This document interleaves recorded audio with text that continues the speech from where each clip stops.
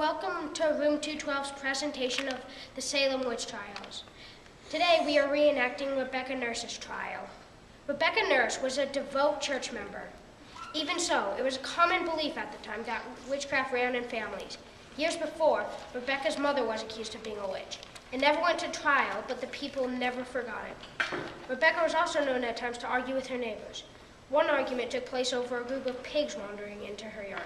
Nevertheless, Rebecca had an outstanding reputation. Her husband had been a financial success too.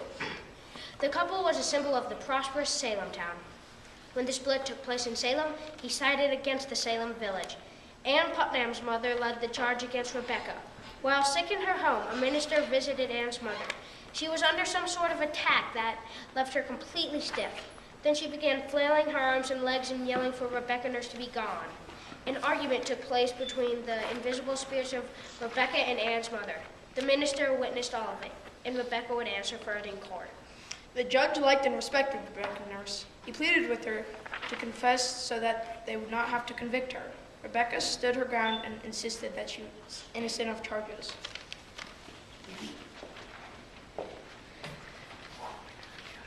Tell us if you have seen this woman hurt you. Yes, she beat me this morning. Abigail, did this woman hurt you? Oh, yes, she did. She hurt me as well. Goody Nurse, there are two people here, Ann Putnam and Abigail Williams, who say you've hurt them. How do you respond?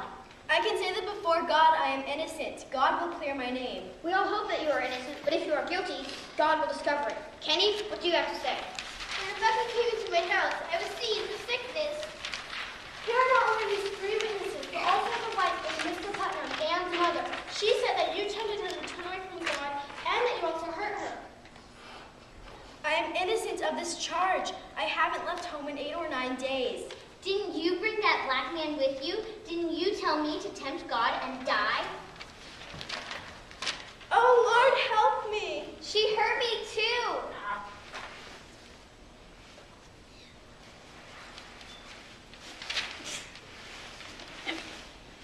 What do you have to say to these two grown dolls who say you've hurt them? God knows that I have not hurt them. I am innocent.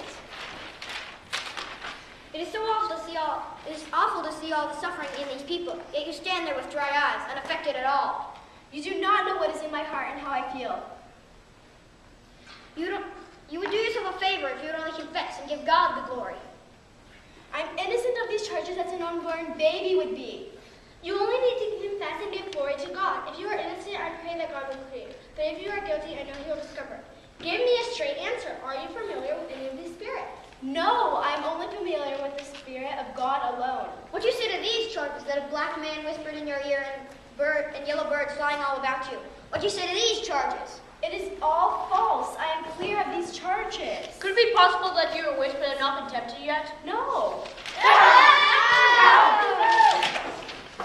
Do you think these people are making themselves? Are they making themselves suffer?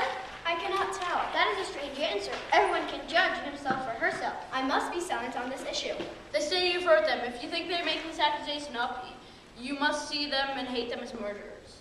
I cannot say what I think about it. If you knew they were... Well then, say you think they are really suffering. I do not think they are pretending that they are suffering. If you knew that they were suffering, why did you never visit them at their homes? I was afraid that I would fall into it too. Do you believe these people are bewitched? Yes, I do think so. Why won't you admit you're doing this to them? Would you want me to lie? Miss Putnam says that your spirit came to her and caused her fits. What do you think of this? I cannot help it if the devil appears to be using my body. Oh, she's going to break my neck. Look how she affects the others. After a lengthy trial, the jury found Rebecca Nurse innocent of these charges. Innocent! When this was announced, the courtroom erupted in anger. The judges and the accusers did not accept this decision. The jury became hesitant of its decision, and the judge asked the jurors to review the case one more time. The jury changed its verdict. Guilty! Rebecca Nurse was hanged on July 19th.